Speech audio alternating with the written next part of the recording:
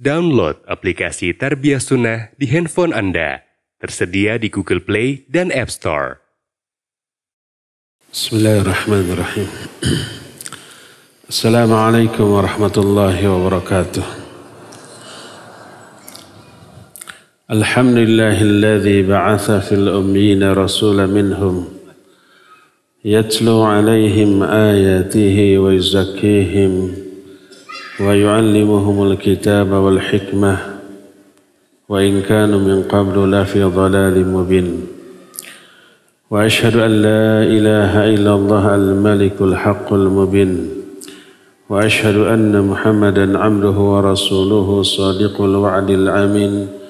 Wassalatu wassalamu ala asyrafil anbiya'i wal mursalin wa ala alihi wa ashabihi ajma'in.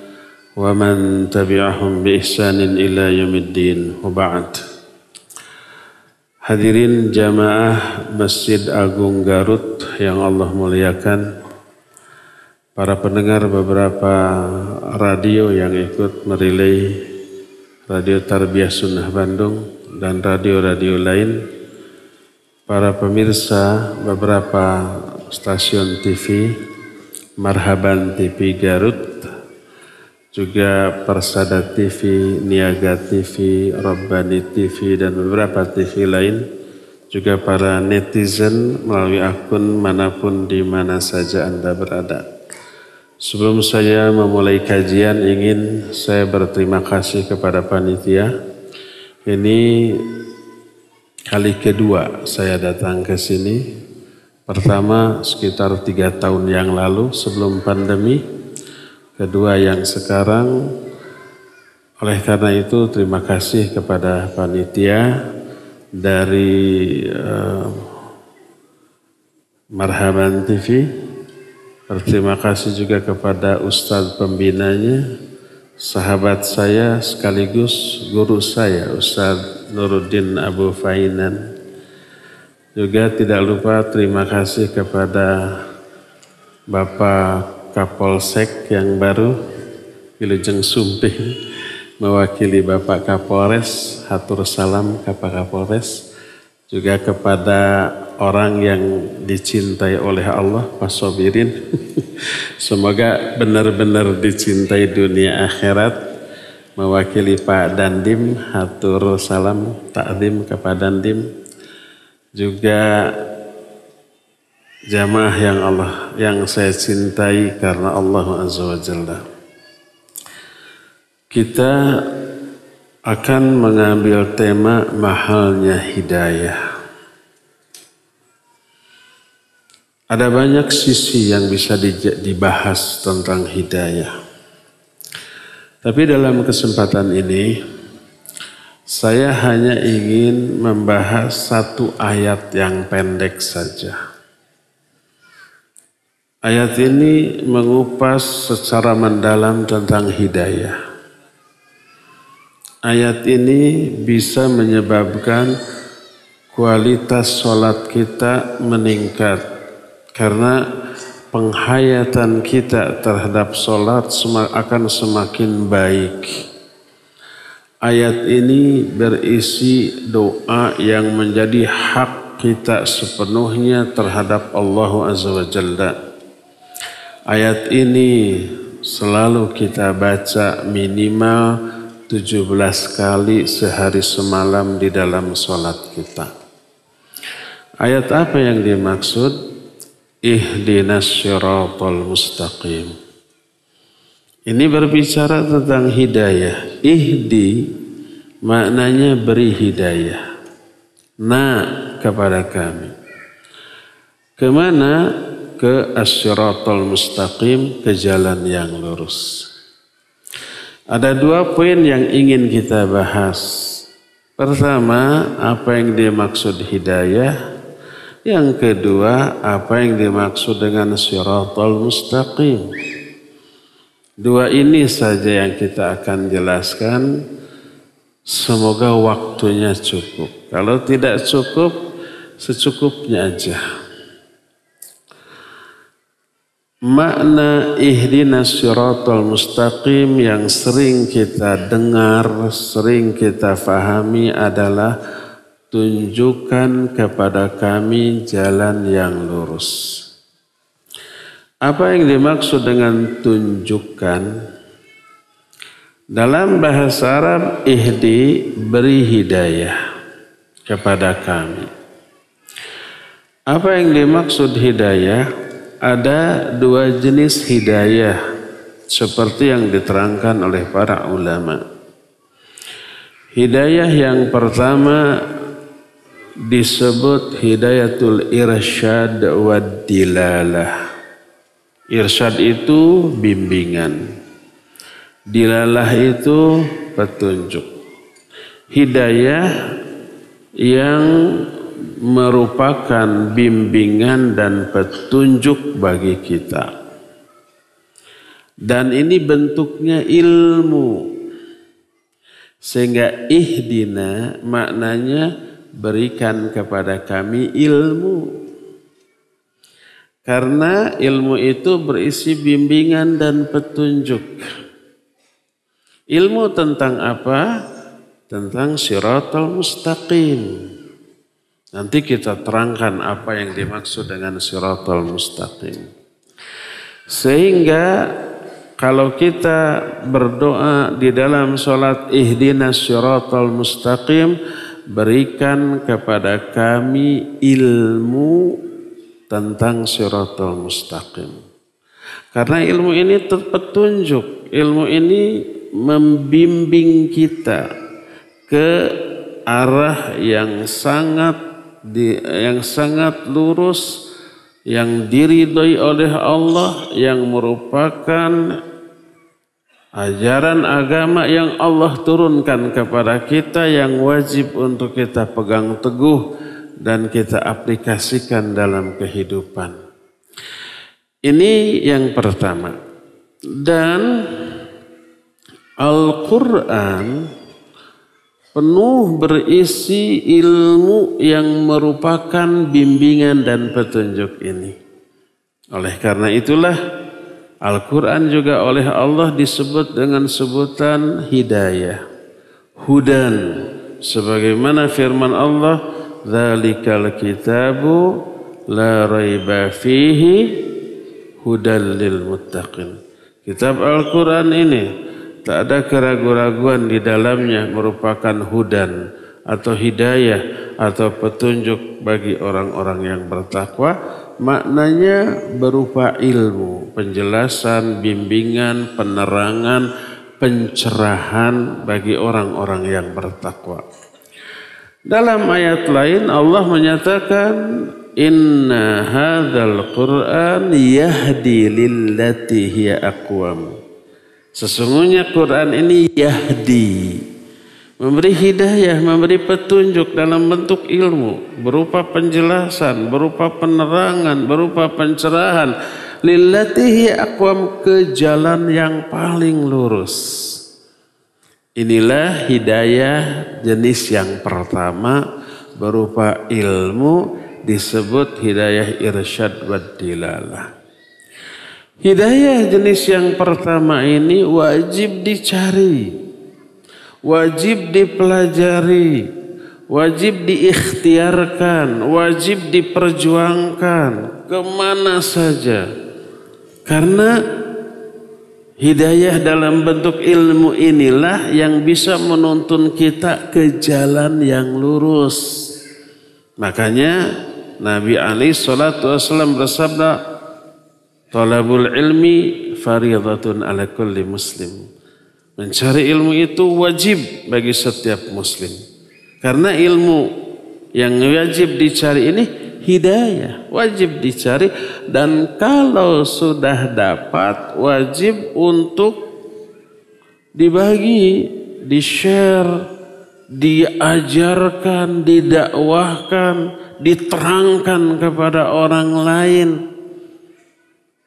Ini hidayah jenis yang pertama.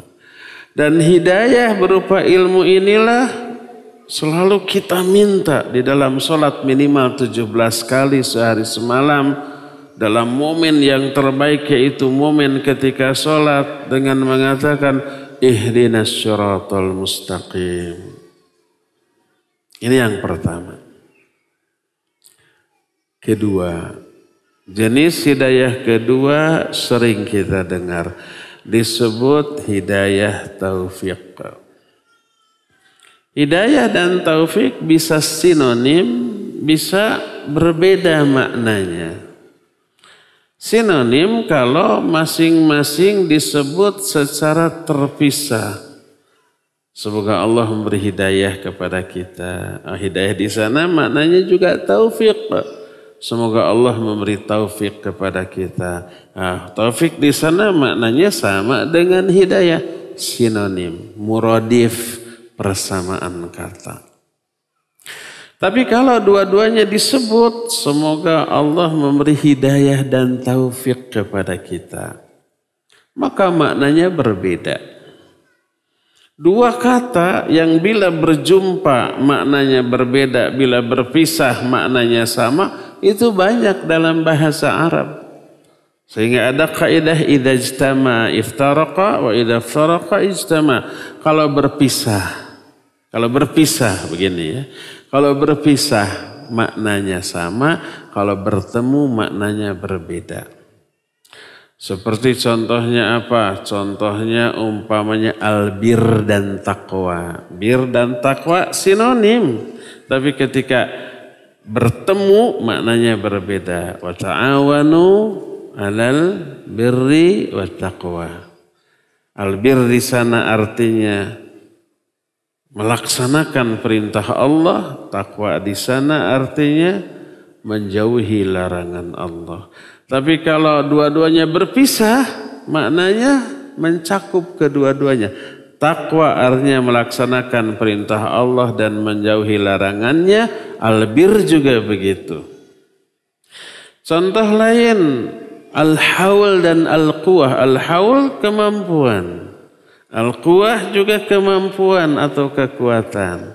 Tapi bila dua-duanya bertemu dalam satu kalimat seperti la haula wa la quwwata illa billah, maknanya menjadi berbeda. Al-haul artinya kemampuan untuk meraih apapun yang bermanfaat. Al-quwwah maknanya adalah kemampuan untuk menolak setiap yang madarat. Tapi dua-duanya bermakna kemampuan atau kekuatan. Dalam bahasa kita, daya dan upaya. Dan banyak lagi yang lain-lainnya. Ya, termasuk hidayah dan taufik. Apa yang dimaksud dengan taufik? Hidayah taufik. Hidayah taufik ini berupa dua. Pertama, keinginan atau masyiah atau iradah untuk melakukan ibadah, amal soleh dan kebaikan. Ini pertama nih. Keinginan yang muncul dalam hati kita itu bukan hasil ikhtiar kita. Bukan hasil usaha kita. Kita tidak bisa menghadirkan keinginan untuk melakukan sesuatu. Nggak bisa umpamanya. Lagi malas baca Quran. Akhirnya kita berusaha memunculkan keinginan untuk membaca Al-Quran. Nggak bisa. Keinginan untuk ngaji kayak gini. Begitu dapat BC lalu dibaca. Ada tabligh akbar di Masjid Agung Garut. Ada orang yang begitu baca cukup tahu, nggak ada keinginan untuk hadir. Yang lain, wah saya ingin hadir. Kenapa yang ini nggak ada keinginan, yang itu ada keinginan? Keinginan ini pemberian Allah. Begitulah caranya Allah memberi hidayah kepada seseorang. Pertama, diberi keinginan untuk beramal soleh, untuk ibadah, untuk melakukan kebaikan. Yang ngasih itu Allah, bukan hasil ikhtiar kita. Ujuk-ujuk muncul. Yang memunculkan keinginan dalam hati kita itu Allah. Kata siapa? Kata Allah dalam Al-Quran. Allah menyatakan, وَمَا تَشَاءُونَ إِلَّا أَيَّشَاءَ اللَّهُ رَبُّ الْعَالَمِينَ. Surah At-Takwir, ayat yang terakhir. Kalian tidak akan punya kehendak, tidak akan punya keinginan, kecuali Allah yang ngasih keinginan itu kepada kalian. Jadi kalau di dalam hati kita tiba-tiba ingin baca Quran, ingin zikir, ingin berdoa, ingin sholat, ingin saum sunnat, ingin ngaji, itu keinginan diberikan oleh Allah, dimunculkan dalam hati kita. Bukan hasil usaha kita memunculkan keinginan itu dalam diri kita. Bukan. Kenapa? Karena kita tidak bisa mengatur hati kita. Kita tidak bisa memanage hati kita. Antara kita dengan hati kita disekat, dihalangi oleh Allah Azza wa Jalla. Sebagaimana firman Allah, Innallaha yahulu bainal mar'i wa qalbih wa annahu ilaihi tuhsyarun. Surah Al-Anfal ayat yang ke-29.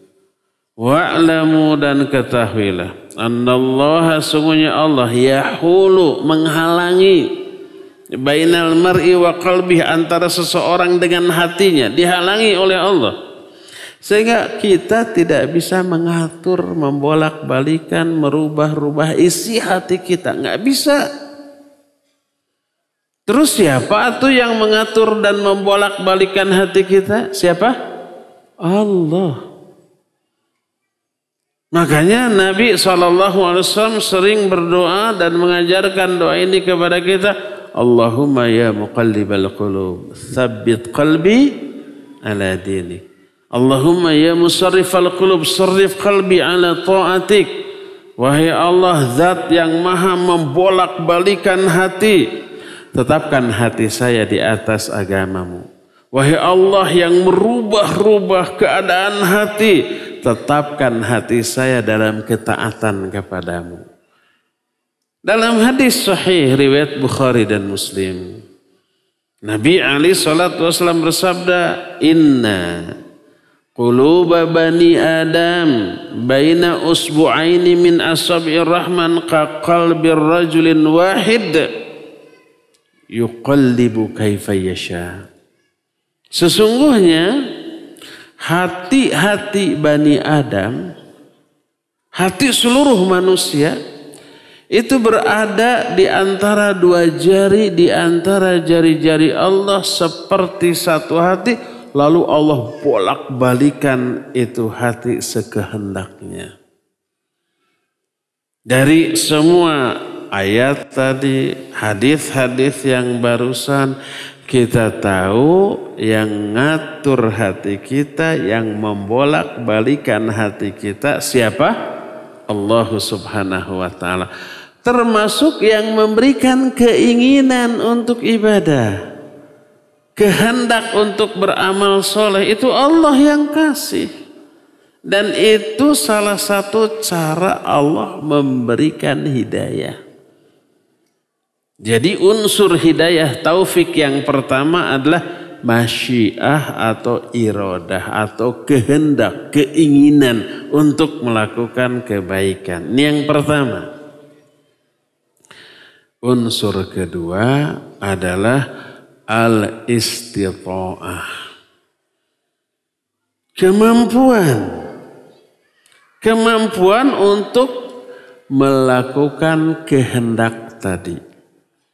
Setelah ada keinginan untuk berbuat baik, harus ada kemampuan kan? Dari segala segi. Kemampuan dari segi kesehatan, tidak sedang sakit. Kemampuan dari segi waktu, tidak sedang sibuk.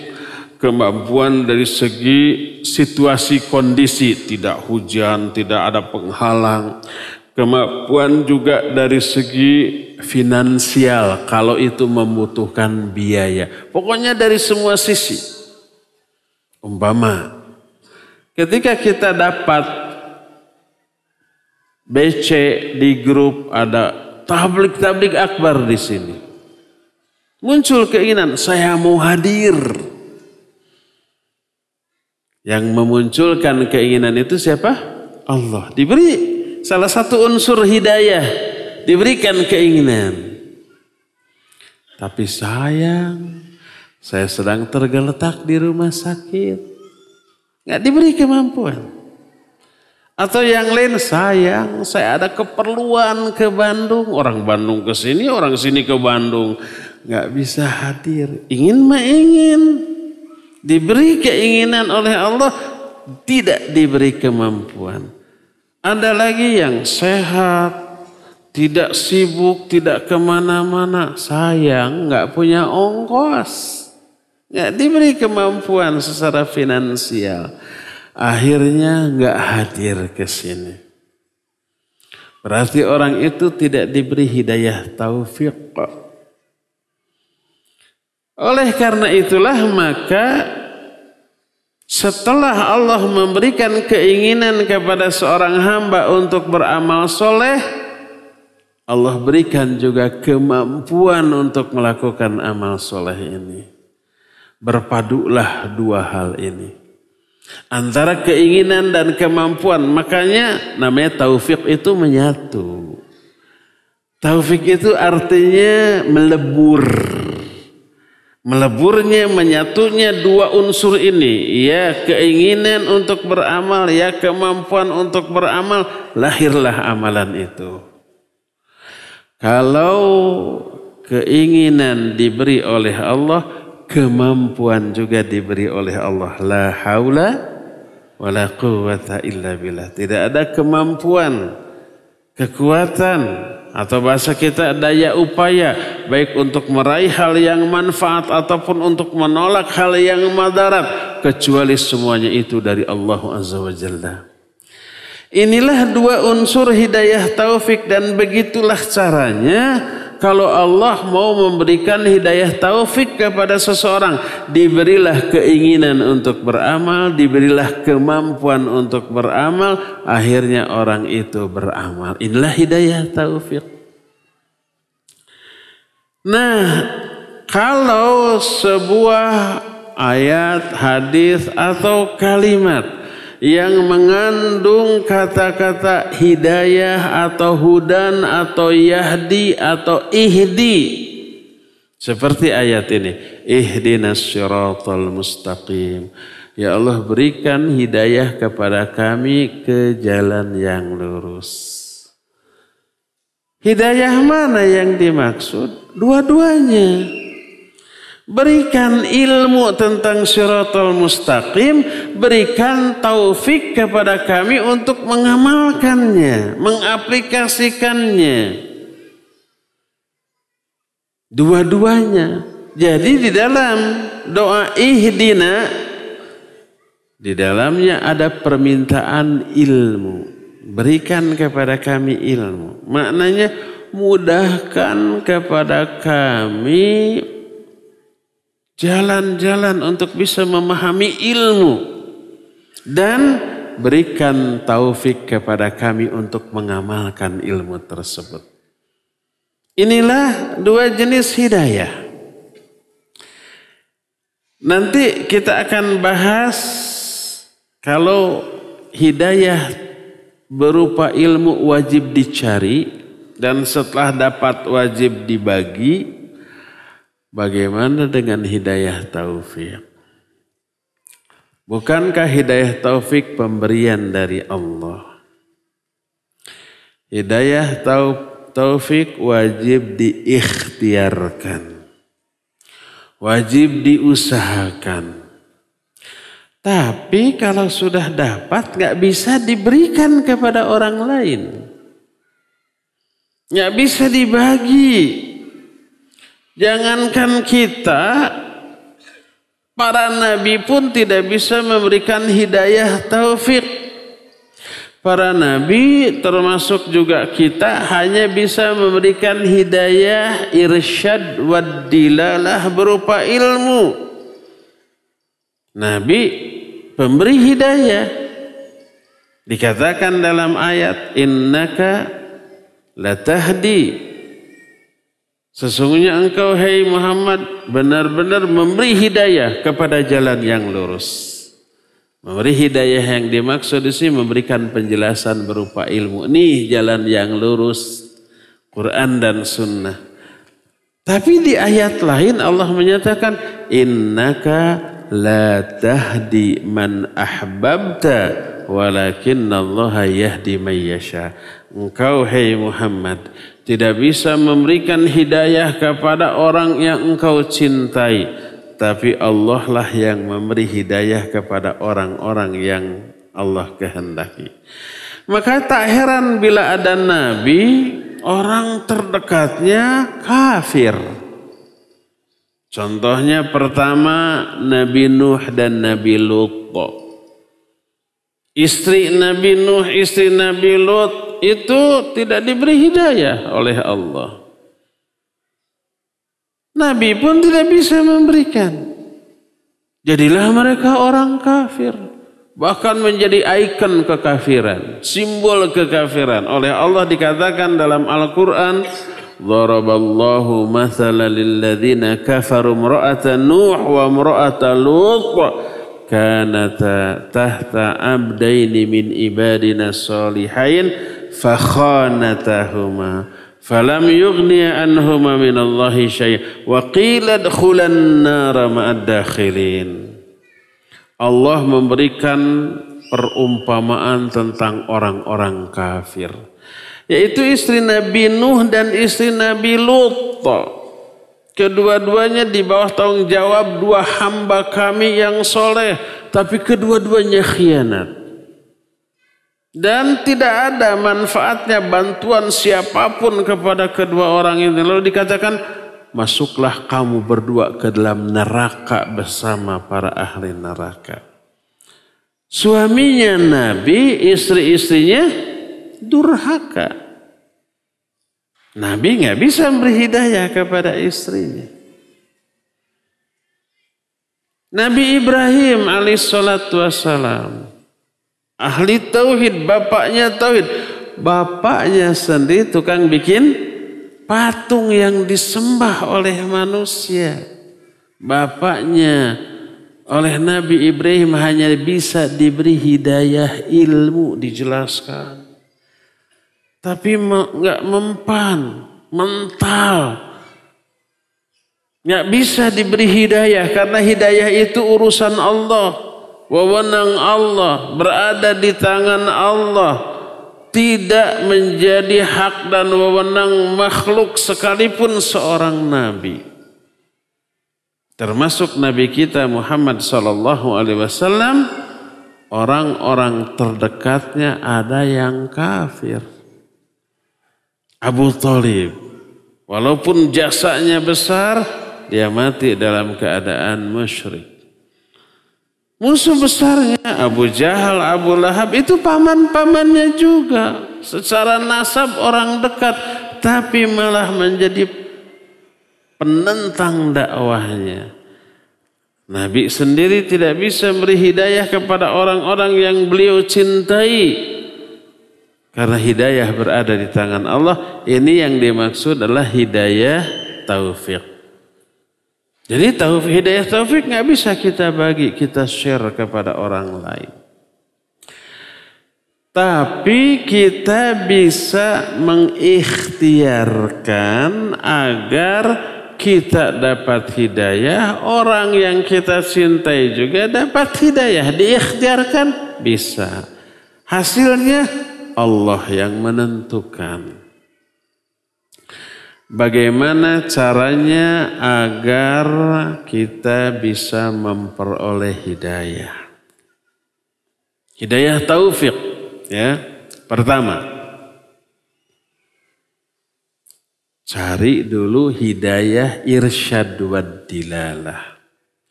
Pelajari ilmu, pelajari Quran Sunnah, pelajari agama ini. Hadiri majlis-majlis ilmu, maka itu salah satu cara untuk memperoleh hidayah. Kenapa? Walaupun hidayah ini ada di tangan Allah, tapi Allah sudah menerangkan kepada manusia siapa saja yang akan diberi hidayah, apa saja yang harus dilakukan oleh orang agar Allah memberikan hidayah kepadanya. Allah jelaskan dalam banyak ayat, dalam banyak hadis yang sahih. Di antaranya pelajari ilmu. Hadiri majelis-majelis ilmu, majelis-majelis pengajian. Seperti yang sedang kita lakukan ini, kita sedang mencari hidayah irsyad agar Allah memberikan hidayah taufik kepada kita. Dari mana kita tahu bahwa ilmu menjadi penyebab turunnya hidayah Allah? Dari ayat dan dari hadis. Allah yang menerangkan dalam Al-Quran, Nabi yang menjelaskan dalam banyak hadisnya. Di antaranya hadis sahih yang diriwayatkan oleh Imam Muslim dalam kitab Sahih Muslim dengan sanad yang sahih. Nabi SAW menyatakan, man salaka tariqan yaltamisu fihi ilman sahalallahu lahu bihi tariqan ilal jannah. Siapa orang yang menelusuri suatu jalan, dalam riwayat lain dari Sofwan bin Asal, man kharaja min baitihi yaltamisu fihi ilman. Siapa orang yang keluar dari rumah sekadar untuk mencari ilmu, Allah akan permudah bagi orang itu jalan menuju surga. Apa maknanya? Berkata para ulama, di antara Syekh Al-Utsaimin rahimahullah dalam Kitabul Ilmi, beliau menyatakan yang dimaksud Allah akan memudahkan bagi dia jalan menuju surga adalah Allah memberi hidayah taufik kepada dia. Karena keluar untuk mencari ilmu, Allah beri hidayah. Untuk apa? Untuk beriman dan beramal soleh. Iman dan amal soleh inilah yang akan memudahkan dia melenggang masuk ke dalam surga.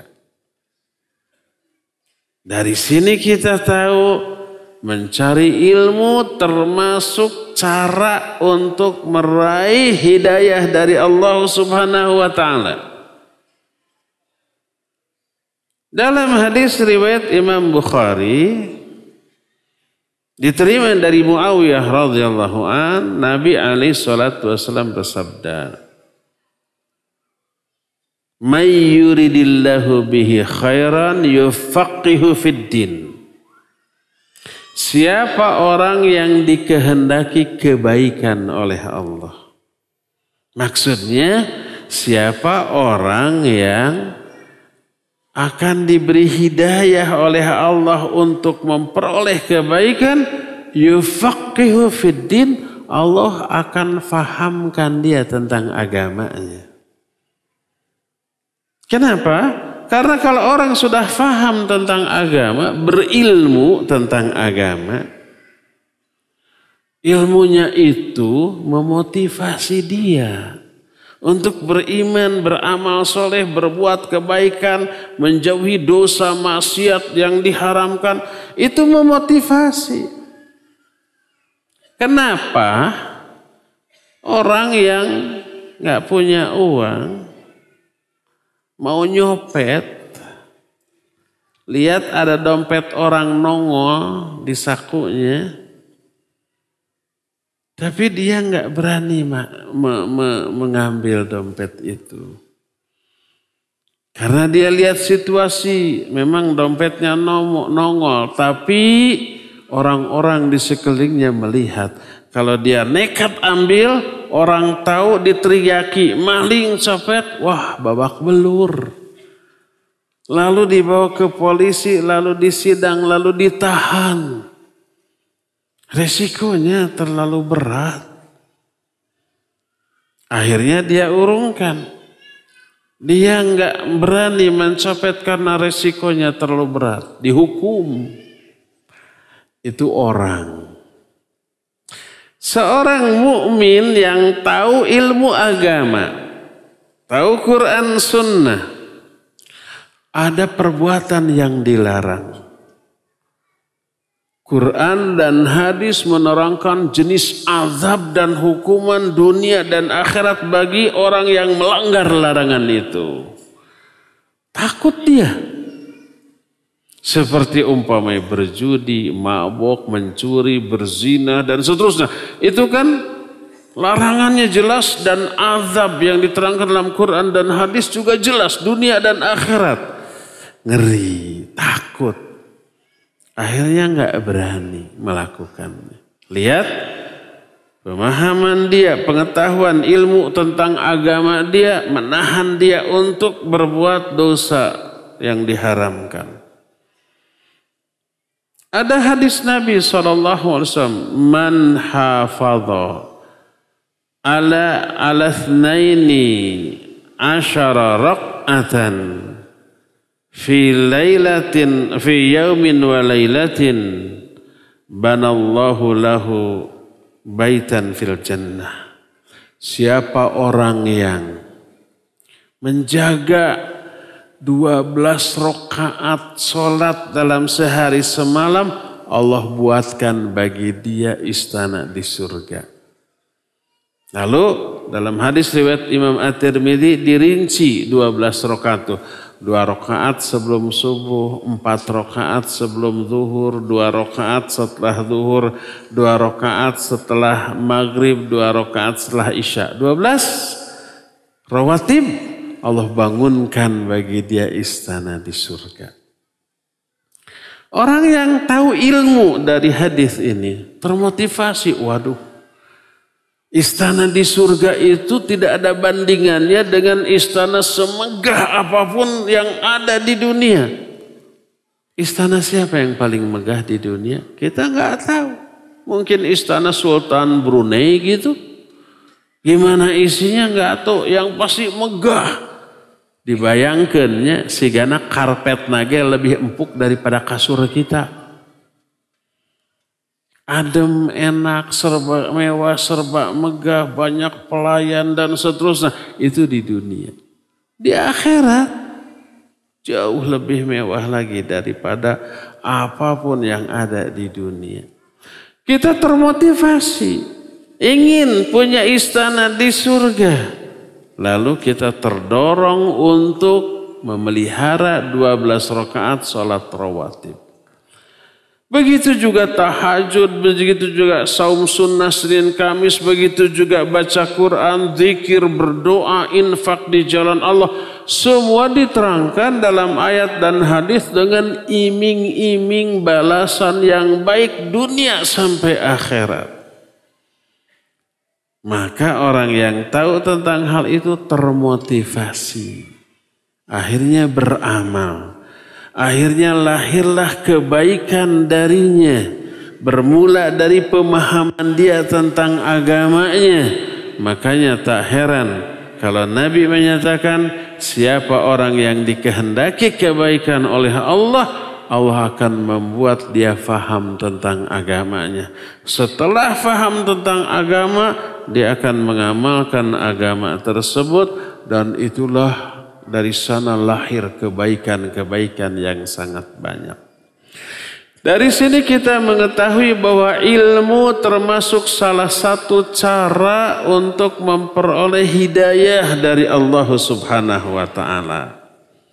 Makanya hadiri majelis-majelis ilmu. Cari ilmu dimanapun ilmu itu berada. Maka Allah akan menurunkan hidayah kepada kita untuk menjadi lebih baik dibanding sebelumnya, lebih rajin ibadahnya, lebih berkualitas amal solehnya dibanding sebelumnya.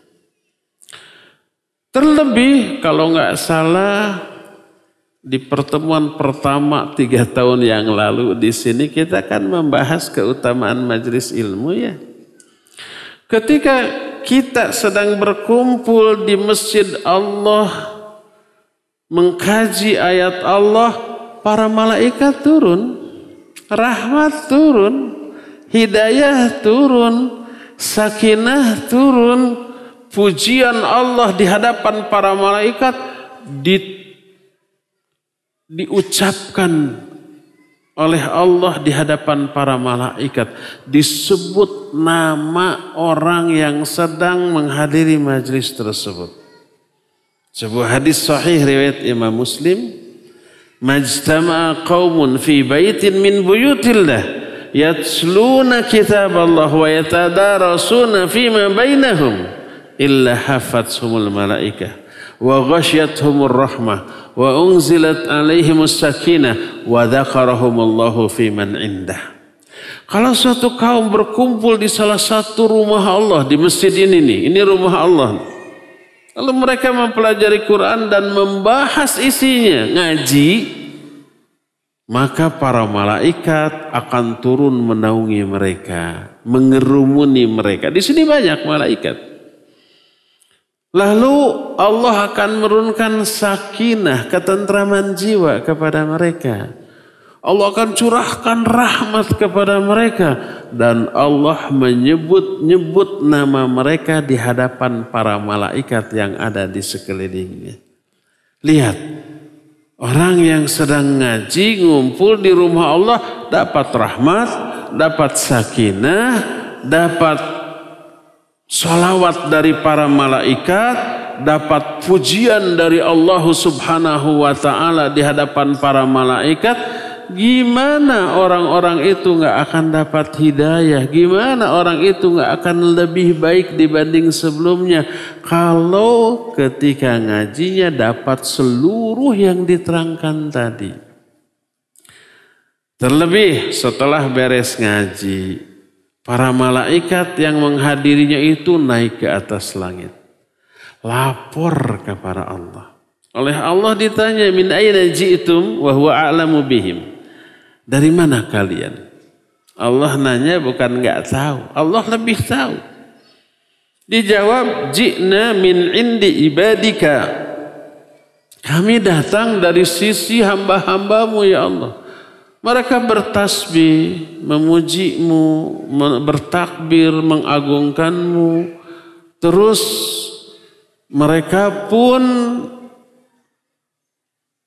kata para malaikat, meminta ampunanmu. Terus kata Allah, apa lagi yang mereka inginkan? Kata para malaikat, yarjuna jannataka. Mereka mengharapkan surgamu. Hal ra'au jannati, apakah mereka sudah pernah melihat surgaku? Dijawab belum.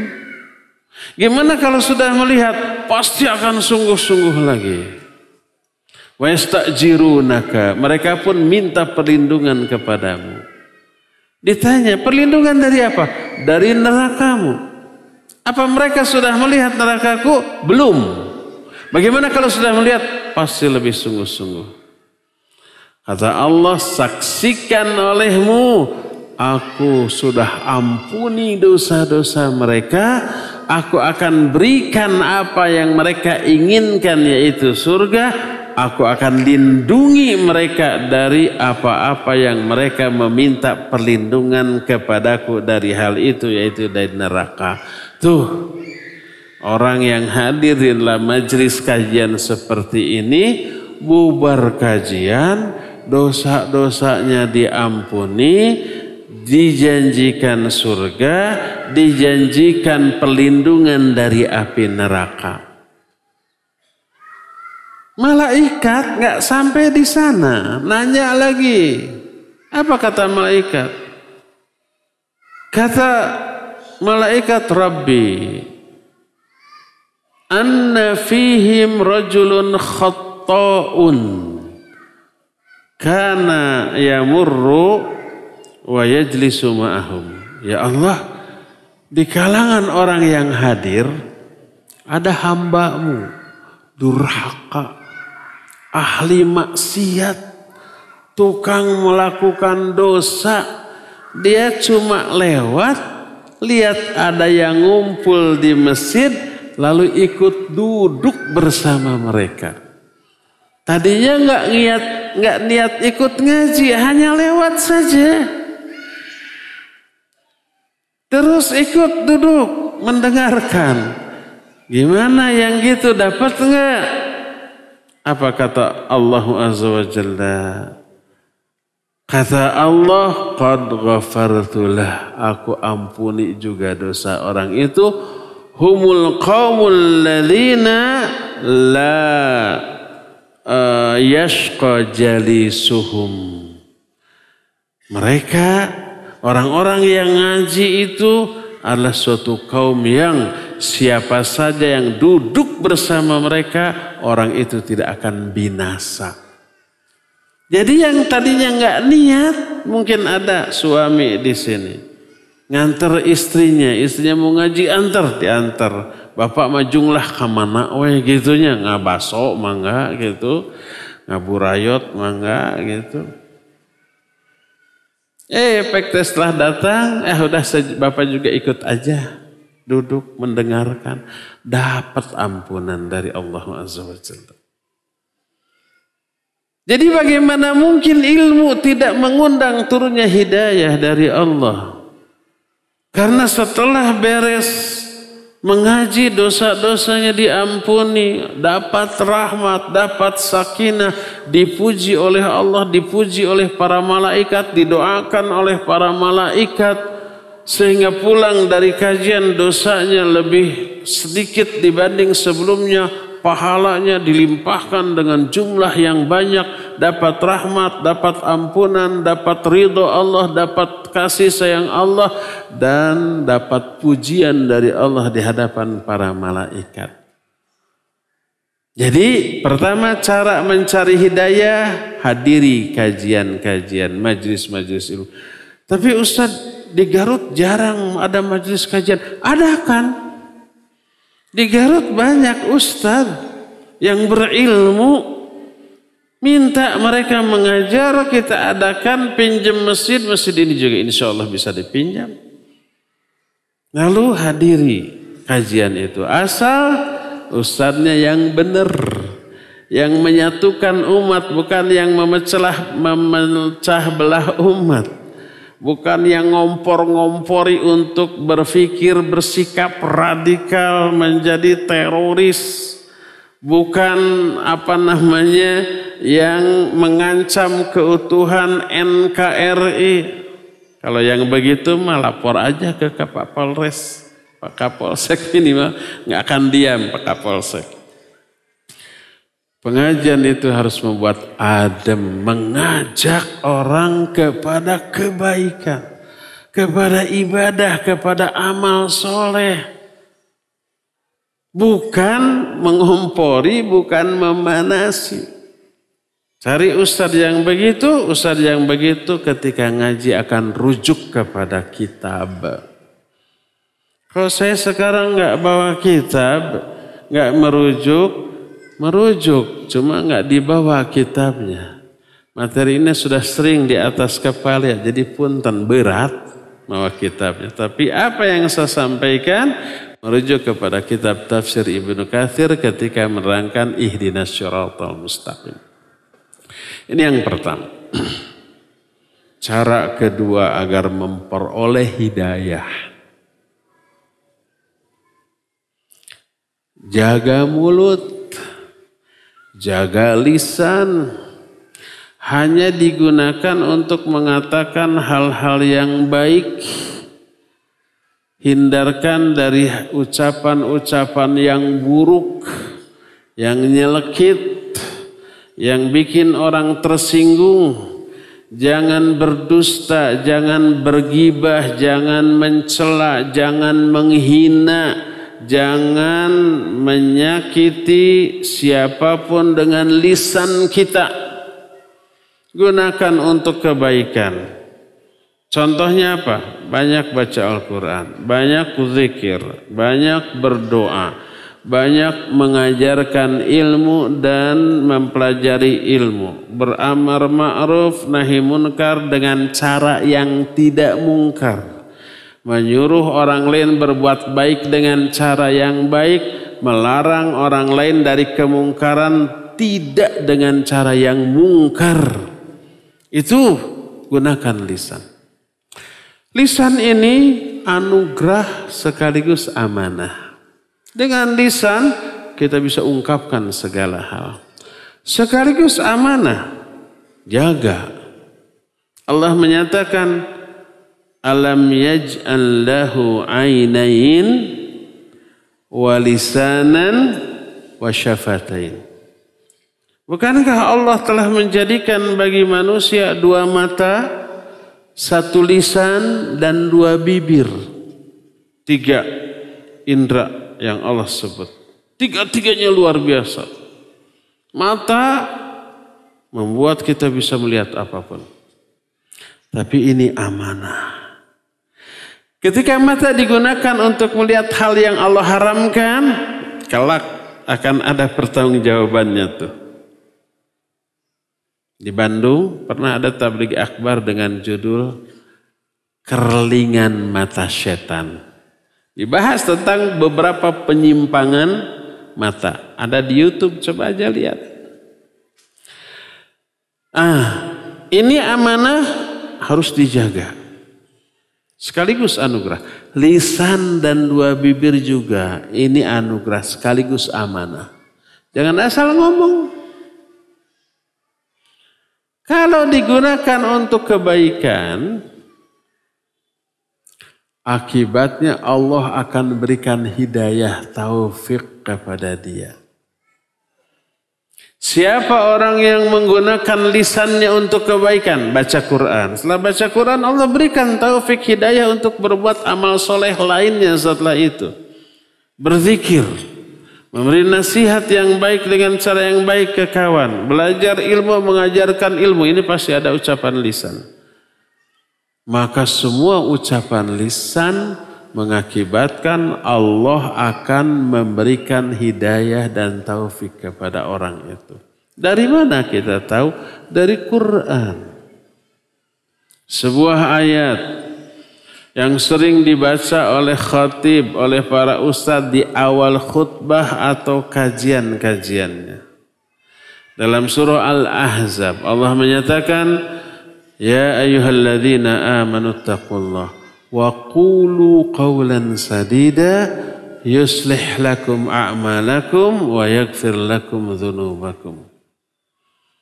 Hai orang-orang yang beriman, bertakwalah kalian kepada Allah. Wa qulu qawlan sadida, ucapkan olehmu ucapan yang baik. Berkata Imam Ibnu Katsir, ini juga dinukil oleh Syekh Muqbil bin Hadi Al-Wadi dalam sebuah kitab Wasiyatil Nisa. Dikutip ini. Kata Imam Ibnu Katsir, qawlan sadida ay qawlan mustaqiman la iwijaja fihi wala inhirafa.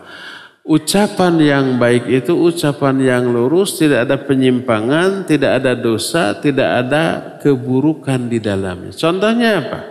Baca Quran, berzikir, amar ma'ruf nahi munkar, berdakwah, mengajarkan ilmu dan belajar ilmu. Itu ucapan yang baik. Apa akibatnya setelah waqulu qawlan sadida yuslih lakum a'malakum? Allah akan solehkan amal-amal kamu. Mungkin di sini ada para ustaz atau santri yang pernah belajar nahwu ya. Kenapa dibaca yuslih lakum a'malakum wa yaghfir lakum dzunubakum? Tidak yuslihu, padahal ini fi'il mudhari ya. Fi'il mudhari hukum asalnya rafa. Tapi kenapa jazam yuslih lakum a'malakum?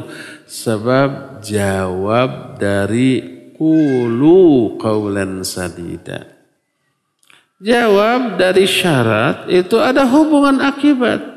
Sebab akibat, karena sebab mengatakan perkataan yang baik, akibatnya Allah akan solehkan amal-amal kamu. Yang dimaksud Allah mensolehkan amal-amal kamu, kata Imam Ibnu Katsir, ay yuwaffiqum lil a'malis sholihah. Allah memberi hidayah taufik kepadamu untuk beramal soleh.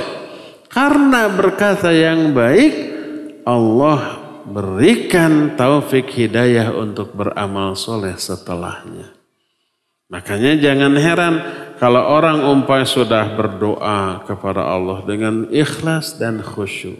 Berdoa termasuk amalan lisan. Setelah beres berdoa, tiba-tiba, ingin baca Quran, ambil mushaf. Itu hidayah yang Allah berikan. Kenapa Allah memberi hidayah untuk baca Quran? Karena kita sudah berdoa sebelumnya. Setelah beres baca Quran, beberapa lembar kita simpan, keluar dari masjid ada kenceleng, dirogohlah sakunya, diambillah dompetnya, masukkan semuanya ke kenceleng itu. Infak sedekah. Kenapa muncul keinginan untuk infak dan sedekah? Itu hidayah. Balasan Allah setelah kita baca Quran. Ingat, setiap amal soleh Allah balas kontan di dunia dan ada balasan yang ditunda di akhirat. Apa balasan yang kontan di dunia? Salah satunya, bukan satu-satunya, salah satunya. Banyak balasan kontan di dunia. Salah satunya Allah beri hidayah untuk melakukan amal soleh berikutnya. Berkata Imam Ibn Rajab Al-Hambali rahimah dalam kitab Lataiful Ma'arif bab wadhifatu syahri Syawal. Qala ba'dus salaf. Kata Imam Ibn Rajab, telah berkata beberapa orang ulama salaf di kalangan para sahabat. Man amila hasanah thumma atba'aha hasanah fadzalika alamatu qabulil hasanatil ula lianna Allah idza taqabbala amala 'abdin waffaqahu lil a'mali sholihah ba'dahu. Siapa orang yang melakukan sebuah kebaikan, ibadah, setelah beres, dia ikuti dengan ibadah berikutnya. Ibadah yang kedua.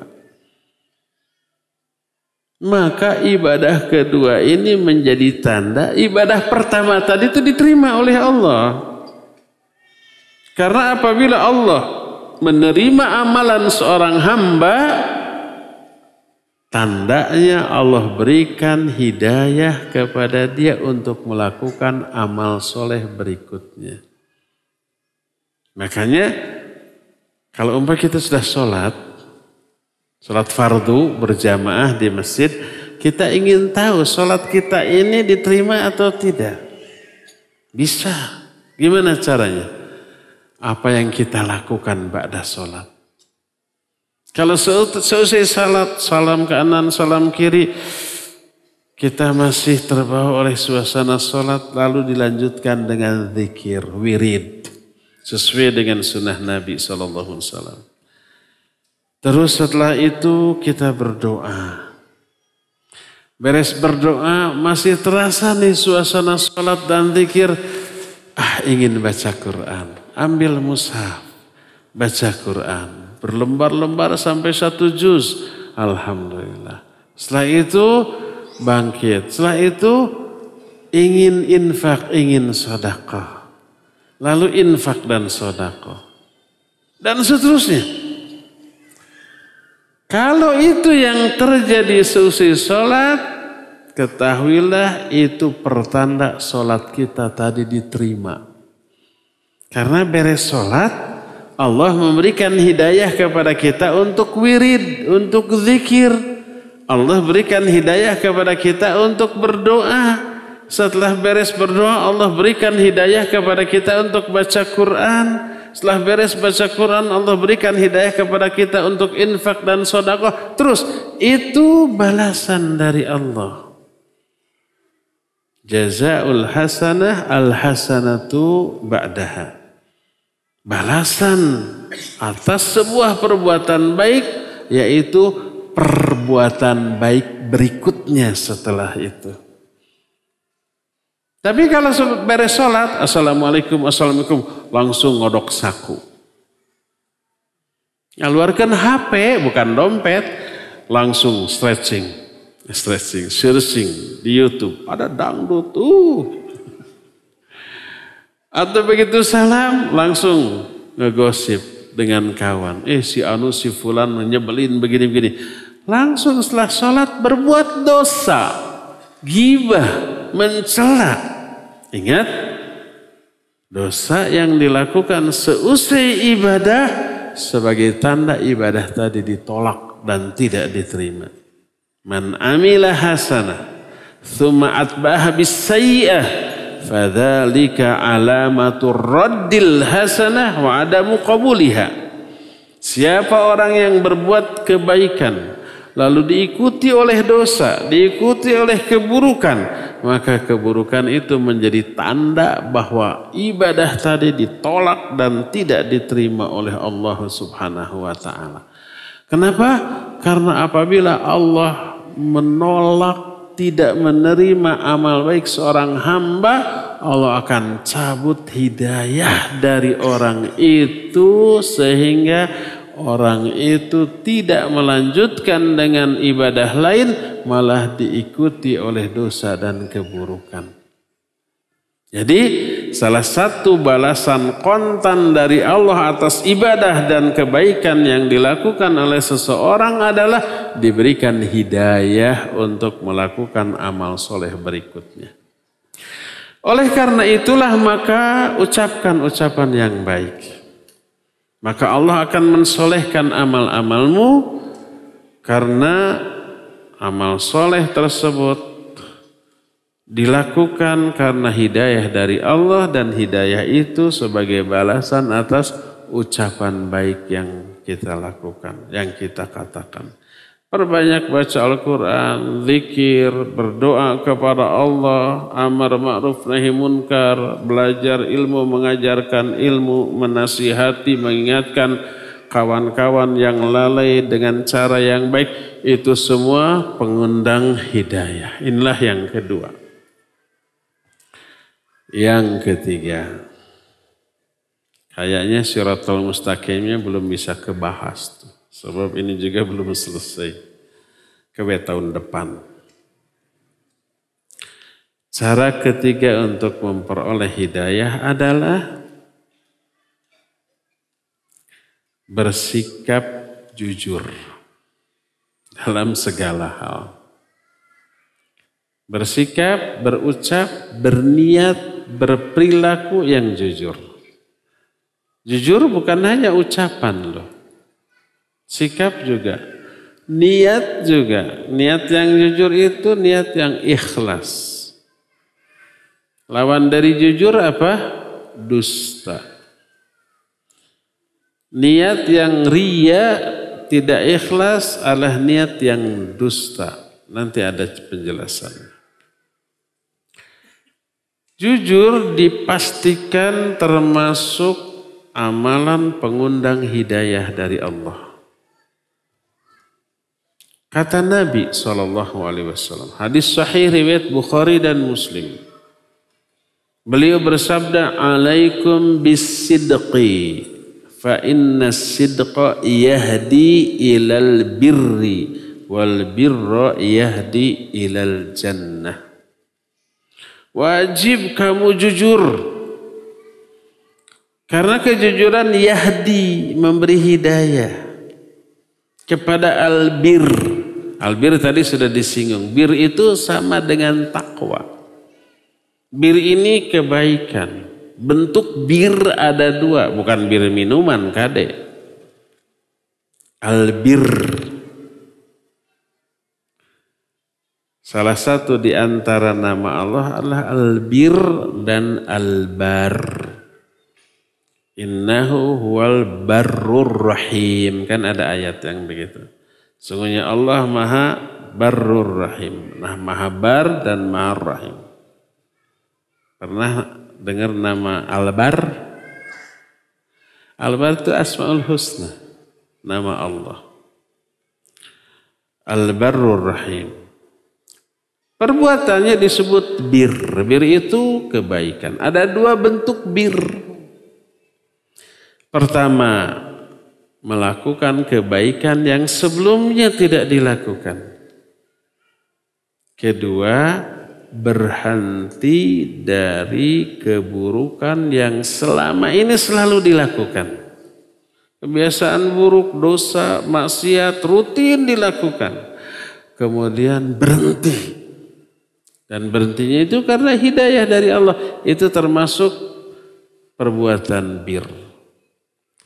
Bir mencakup makna berhenti dari dosa, berhenti dari maksiat karena takut azab. Termasuk tidak jadi melakukan perbuatan buruk yang tadinya sudah diniatkan, nggak jadi karena takut dosa, itu bir.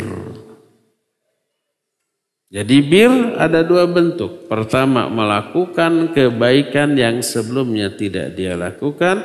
Kedua, berhenti dari keburukan yang selama ini sudah menjadi kebiasaan.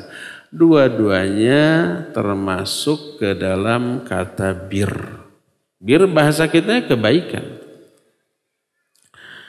Kata Nabi SAW, alaikum bisidqi fa inna sidqa yahdi ilal bir. Wajib kamu jujur. Karena jujur menuntun kalian untuk berbuat bir. Artinya jujur menyebabkan kamu diberi hidayah oleh Allah untuk melakukan kebaikan-kebaikan yang selama ini tidak kamu lakukan, atau diberi hidayah untuk berhenti dari keburukan yang selama ini sudah menjadi kebiasaan.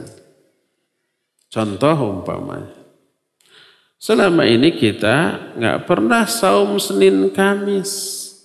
Mau Senin, mau Kamis, mau Rebo, nggak ada bedanya. Karena anggapannya saum Senin Kamis sunnah, tidak dilakukan nggak dosa ya. Akhirnya nggak termotivasi. Suatu saat kita melakukan kejujuran, baik ucapan ataupun perbuatan.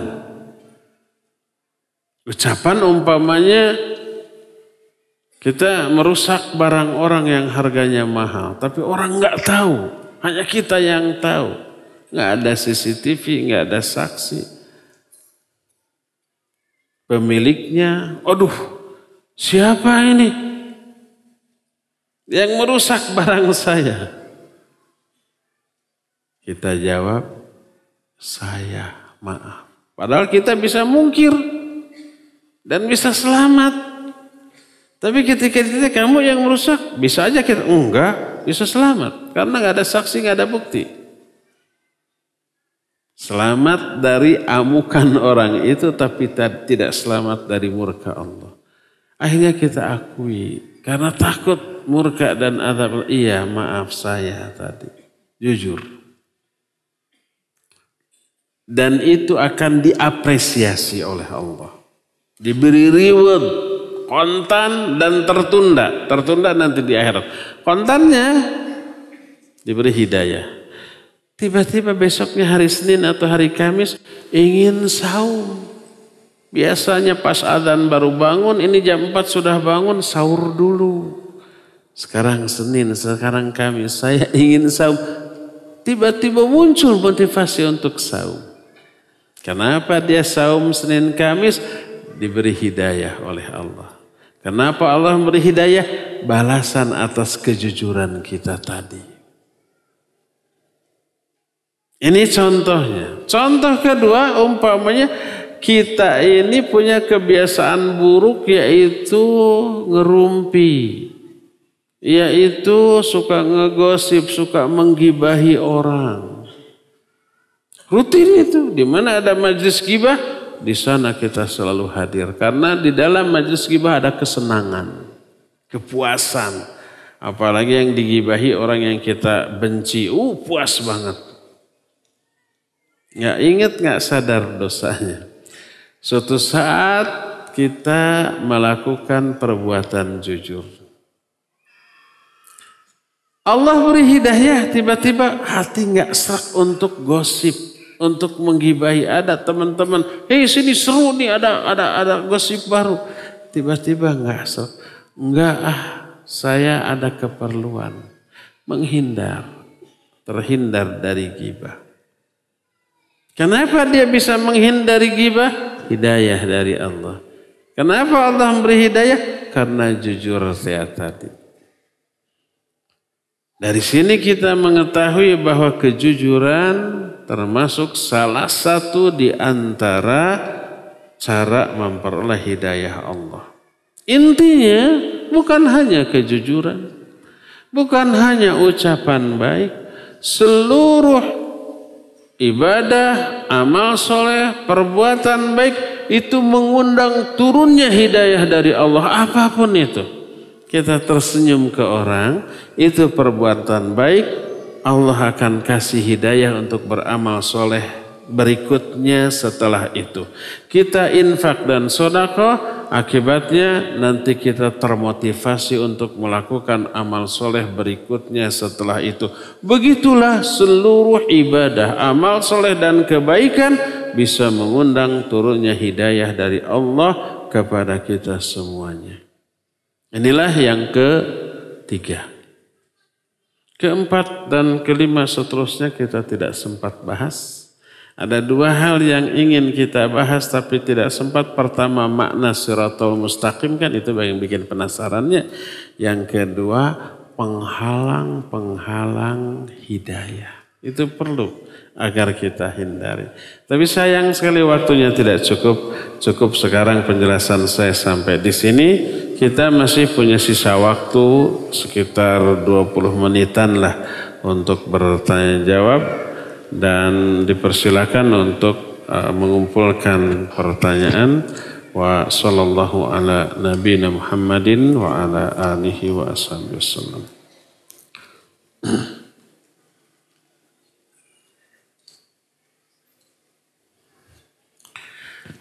Pertanyaan yang pertanya. Barakallahu fika Ustaz wa fika barakallah. Di antara sebab datangnya hidayah, contohnya dengan menghadiri majlis ilmu. Bagaimana keadaan seseorang jika masih melakukan maksiat atau dosa, baik sengaja atau tidak, meskipun sering menghadiri majlis ilmu, apakah orang tersebut masih dikategorikan orang yang mendapatkan hidayah?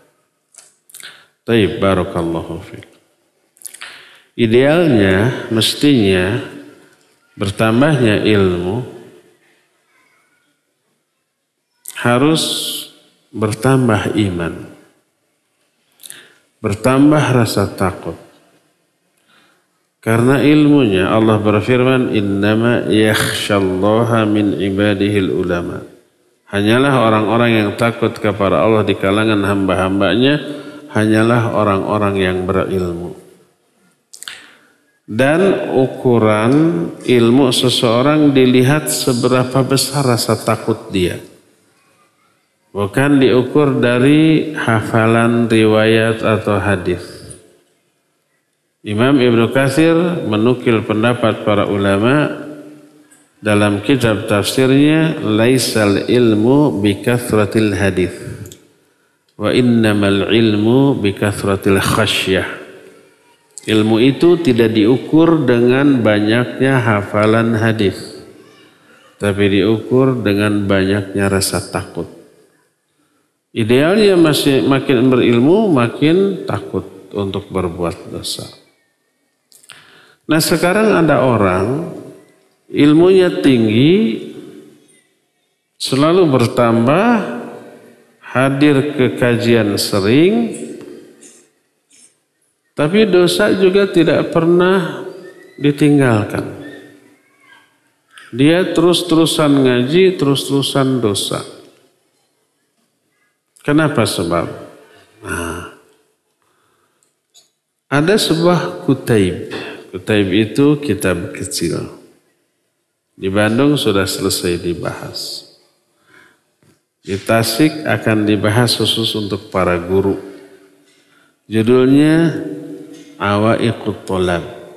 Maknanya kendala dalam mencari ilmu. Berisi apa? Berisi beberapa keburukan yang banyak dilakukan para penuntut ilmu ketika sedang mencari ilmu. Akibatnya ilmunya nggak manfaat. Akibatnya ilmunya memberi madarat. Akibatnya ilmunya dipakai untuk kepentingan pribadi, meraih kepentingan dunia. Disebut awaiqut thalab, beberapa kendala bagi para penuntut ilmu. Di antaranya, pertama cek niatnya. Dia ngaji itu karena Allah atau karena dunia? Karena ingin menambah iman, ingin meraih ridho Allah, ampunan Allah, mahabbah Allah, rahmat Allah, surga Allah, ataukah karena ingin dunia?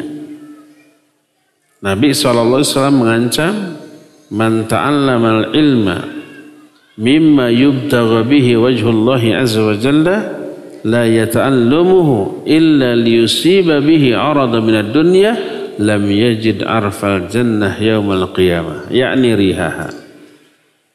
Kata Nabi SAW, siapa orang yang mencari satu ilmu, yang ilmu itu harus dipelajari sekedar untuk mencari keridhaan Allah, tapi dia tidak mempelajari ilmu itu kecuali untuk meraih keuntungan dunia, orang ini tidak akan bisa mencium baunya surga di hari kiamat. Hadis ini sahih riwayat Imam Abu Daud dalam kitab Sunan Abu Daud. Dan banyak lagi hadis lain. Jadi kalau niat ketika mencari ilmu salah, keliru, seperti untuk kepentingan dunia, agar kaya raya, agar beken, agar dikenal, agar umpamanya dipuji orang, wah, akibatnya begitu. Ilmu bertambah, iman tidak bertambah. Kemaksiatan malah dilegitimasi oleh ilmunya. Bisa-bisa ayat hadisnya dipelintir semau dia agar meraih keuntungan dunia. Jadi yang pertama, coba perhatikan niat. Kedua, coba perhatikan ketika ngaji. Ketika ngajinya khusyuk, mencatat atau melamun, atau tidur, atau ngorok, atau main HP. Kalau memang ngajinya tidak mendengarkan, hanya ngelamun, hanya main HP, ngapain dia ngaji? Itu tadi kembali ke niat. Mungkin ada konsumsi, mungkin ingin mencari kesempatan-kesempatan bisnis dengan orang yang hadir, mungkin untuk menukar sendal yang buruk dengan yang jelek, macam-macam. Jadi kalau orang mencari ilmu terus rajin, ilmunya bertambah, tapi dosanya tidak pernah dia hentikan, terus pasti ada adab mencari ilmu yang dia langgar. Akibatnya ilmunya menjadi tidak bermanfaat bagi dirinya, tidak bermanfaat juga bagi orang. Oh ini akhwat. Oh gitu. Baik. Ke akhwat dulu. Izin bertanya, bagaimana menyikapi orang tua yang masih menyimpan dan mempercayai terhadap suatu benda yang diyakini bisa menjadi suatu sebab seperti untuk penyembuhan dengan istilah nyareat dengan benda atau keris. Saya takut hal tersebut bisa menjerumuskan ke dalam dosa syirik. Saya sudah mencoba mengingatkan beliau namun masih seperti itu. bagaimana solusi berkaitan dengan hal demikian. Baik, barakallahu fiik. Apa yang sudah dilakukan bagus, yaitu mengingatkan, memberikan penjelasan. Coba kalau bisa dijelaskan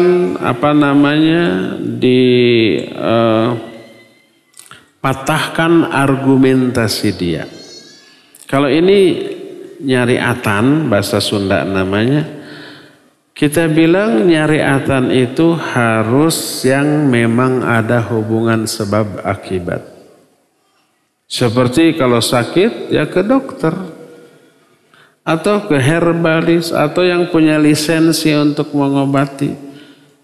Itu nyariatan. Syariatnya seperti itu. Dan Nabi menyuruh tadawau fa inna likulli da'in dawa. Berobatlah kalian karena setiap penyakit ada obatnya. Obatnya itu yang harus ada hubungan sebab akibat dengan penyakit. Seperti obat-obat dari dokter. Kenapa berupa pil, kenapa berupa kapsul atau cairan yang diminum atau yang dioleskan, bisa dijelaskan secara ilmiah. Ada hubungan sebab akibat antara obat itu dengan penyakitnya. Bisa dengan terapi alternatif yang tidak melanggar, pijat refleksi umpamanya. Ada hubungan sebab akibat? Ada. Ada penjelasan ilmiah yang masuk akal? Ada. Nah, sekarang kalau mengobati dengan cara yang tidak ada hubungan sebab akibat, seperti memindahkan penyakit, disedot, dipindahkan ke kambing. Kasihan kambingnya. Dipindahkan ke buah. Begitu buahnya dibuka, ada paku. Itu trik sulap. Itu penipuan. Tidak ada hubungan antara si penyakit yang bisa disedot, dipindahkan. Nggak ada penjelasan ilmiah, nggak masuk akal. Maka tidak boleh. Itu bukan syariat. Syariat itu harus ada hubungan sebab akibat antara penyakit dengan obat. Patahkan aja argumentasinya, ya. Berikan penjelasan terus. Kalau dia menyatakan nyariatan, bilang nyariatan itu harus ada yang hubungan sebab akibat. Tuh ke dokter, tuh ke terapis, tuh ke penyembuhan alternatif yang tidak melanggar, ada lisensi, ada izin dari Departemen Kesehatan, gitu, baru boleh. Kalau tidak ada hubungan sebab akibat, bukan nyariatan itu, ya. Patahkan saja argumentasinya, tetap berikan penjelasan dengan sebaik-baik cara, karena ini ibu kita, orang tua kita, ya. Tidak boleh dengan cara yang kasar, yang menyinggung, yang menyakiti. Selain itu doakan agar orang tua kita memperoleh hidayah.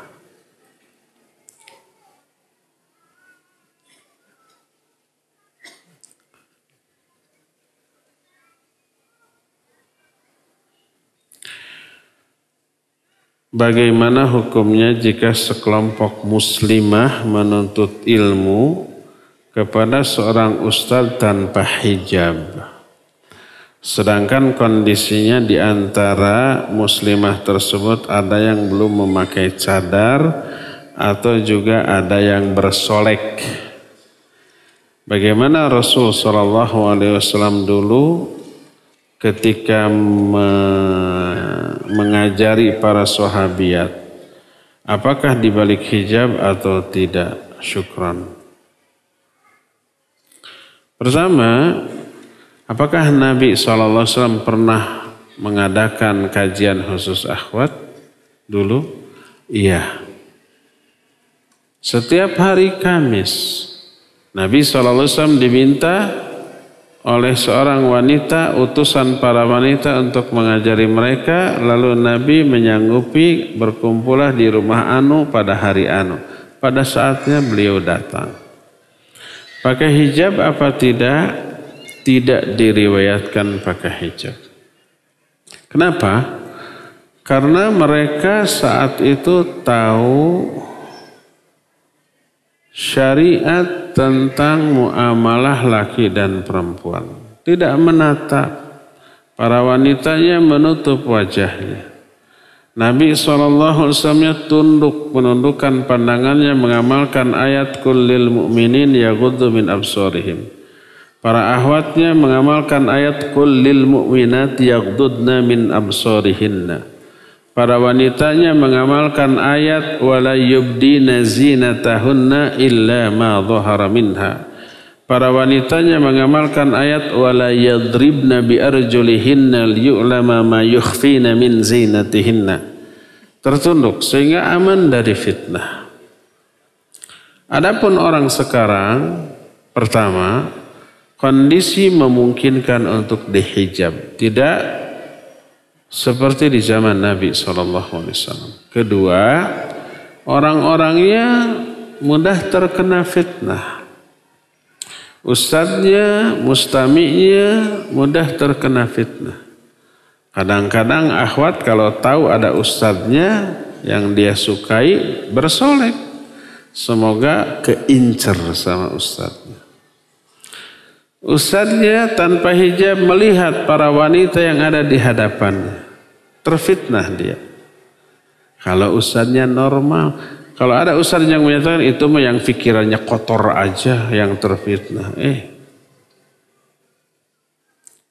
Bukan kotor bersihnya. Yang bersih juga kalau melihat perempuan mah pasti terfitnah jadi kotor. Sudah tahu ya bahwa hal itu kotor. Dibiarkan pikirannya, matanya dikotori. Terus terang saya masih normal. Pernah nggak saya ngaji di hadapan akhwat tanpa hijab? Iya. Dan itu terjebak. Jadi kalau suatu saat saya diundang pengajian di rumah besar, rumah menteri. Dikira itu campur ikhwan akhwat karena mereka tahu saya kalau ngaji pasti dipisah, dalam pikiran saya begitu. Begitu sampai di sana, saya persis duduk di hadapan emak-emak. Aduh, ngalaper tuh gemper. Saya lebih baik berhadapan dengan singa yang garang asal di kandangan daripada di hadapan emak-emak. Ada yang menor ada, apalagi sosialita. Tasnya juga 500 juta atau harganya, belum sepatunya, belum aksesorisnya. Terfitnah, iya terfitnah. Apa yang dilakukan sudah nunduk saja begitu, sampai cangkel punduk. Gini aja. Tidak berani cengkat. Karena apa? Kalau begitu cengkat prok, paamprok, patetep, itu sebulan nggak akan lupa itu. Oleh karena itu, jaga mata. Kondisikan amal soleh berupa pengajian jangan menjadi kesempatan setan untuk menjerumuskan kita. Sebaiknya pasanglah hijab demi kemaslahatan bersama ya. Terakhir ya, punten tidak semua pertanyaan terjawab. Bagaimana jika kita menggibah orang hanya dengan suami, yaitu curhat? Tapi selain ke suami tidak pernah. Apakah curhat atau membicarakan orang lain hanya pada suami sama dosa? Pertama, jelas itu gibah. Gibah artinya menjelekkan orang di belakang orangnya yang bila dia tahu dia tidak suka. Itu gibah. Apakah gibah ke suami dibolehkan atau tidak? Bukan ke suami atau ke siapanya, bukan. Apa tujuan menggibahinya? Kalau tujuan menggibahinya untuk sesuatu yang dibolehkan oleh syariat, boleh.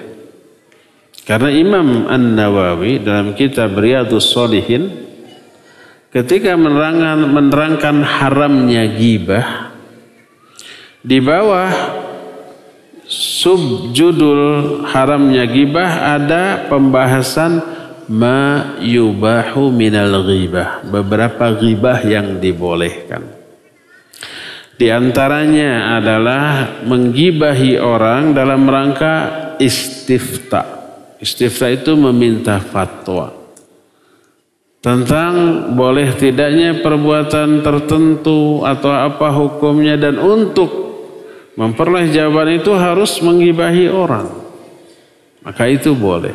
Seperti contoh, Hindun pernah berkata kepada Rasul sallallahu alaihi wasallam, "Ya Rasulullah, suami saya Abu Sufyan orangnya pelit." Gibah bukan?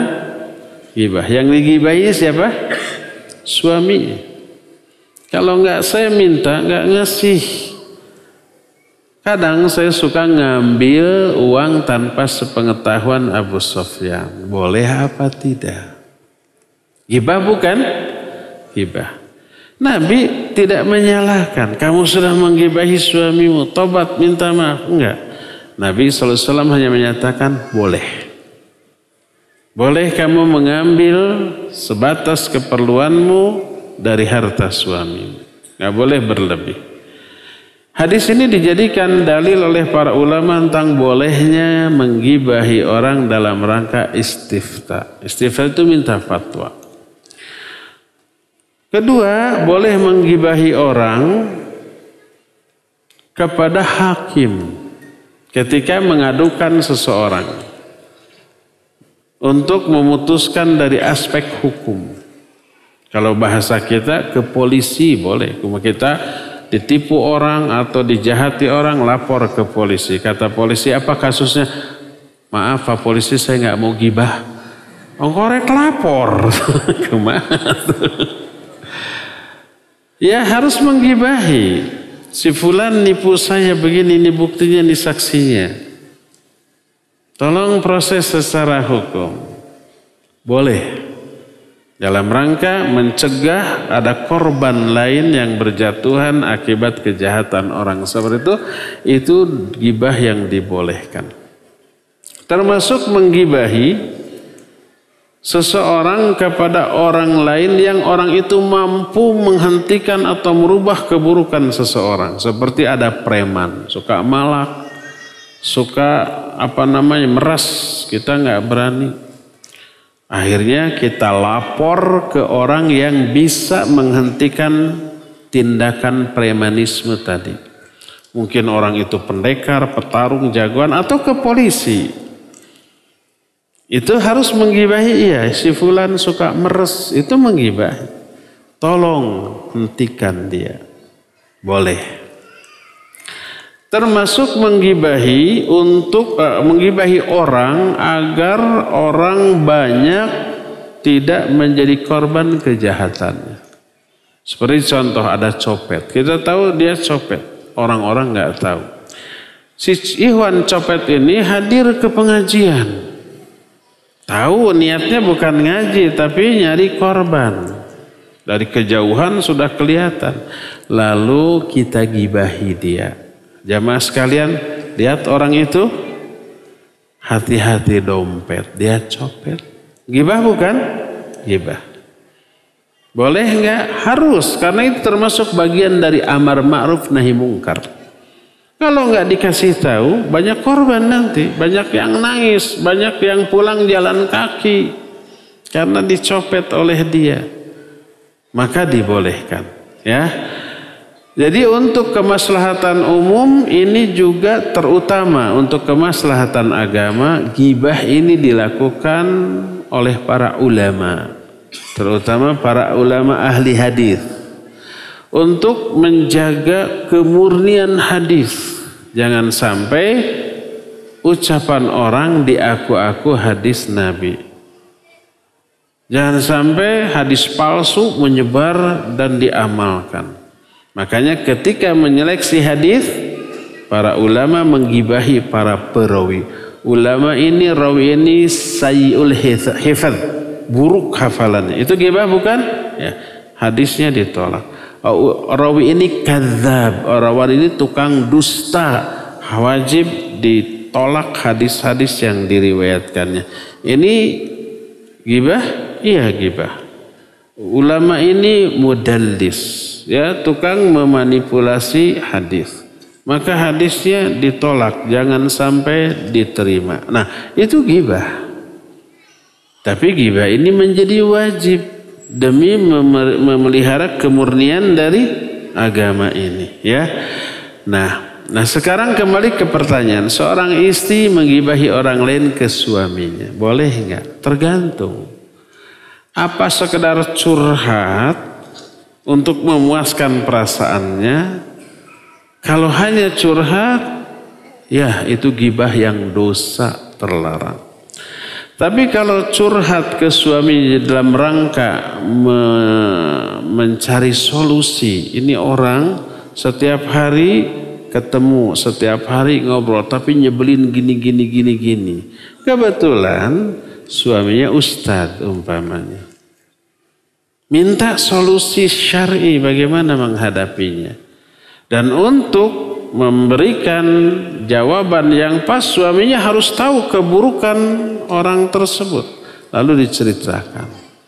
Itu sama dengan ghibah dalam rangka untuk menerima solusi, mencari solusi atau mencari fatwa, ya. Termasuk yang terakhir, boleh menggibahi seorang ikhwan yang melamar akhwat. Akhwat ini ingin tahu ikhwan ini percaya atau tidak. Terus akhwat itu nanya ke kita, ya akhi, tahu nggak si fulan? Tahu. Dia melamar saya. Bagaimana akhlak dia? Kita tidak boleh menutup-nutupi keburukannya. Kalau ada keburukan, buka. Oh, ikhwan ini nggak recommended untuk jadi suami. Tapi murni, ya. Bukan dalam rangka menggagalkan karena kita juga ngeceng dia, bukan. Kita sudah punya istri umpamanya 4. Nggak ada minat lagi ke wanita ini. Contoh, saya nggak 4 juga. Nah, lalu dibuka. Orang ini kalau sholatnya selalu masbuk, telat tanpa udzur, boleh. Sebagaimana seorang wanita datang, ya Rasulullah, saya dikhitbah oleh 2 orang, oleh Abu Jaham dan oleh siapa? Muawiyah, ya. Mana yang harus saya pilih? Maka dijawab, adapun Abu Jaham orang yang suka mukul, adapun Muawiyah orang yang miskin. Tolak dua-duanya, nikahlah kamu kepada si fulan. Nabi ghibah kepada 2 orang yang melamar wanita ini agar ditolak demi kemaslahatan wanita ini. Boleh menggibahi, ya. Jangan ditutupi. Sebenarnya dia ini pembohong, malas. Kita tutupi. Oh, dia ini jujur, rajin, ahli ibadah, recommended pokoknya. Setelah nikah protes, bohong kamu. Jadi korban, ya. Boleh menggibahinya. Cukup, ya, sampai di sini. Mohon maaf materi tidak tuntas dan tidak semua pertanyaan terjawab, tapi waktu yang tersedia sudah tidak memungkinkan untuk dilanjutkan. Ini ada beberapa hadiah buku, silakan saya diatur oleh panitia. Kita akhiri kajian ini, semoga di masa yang akan datang kita bisa berjumpa kembali, baik melanjutkan materi ini ataupun membahas materi lain. Setelah ini saya langsung pamit mau lanjut perjalanan ke Tasikmalaya. Subhanakallahum bihamdik asyhadu an la ilaha illa anta astaghfiruka wa atubu ilaik walhamdulillahirabbil alamin. Wassalamualaikum warahmatullahi wabarakatuh.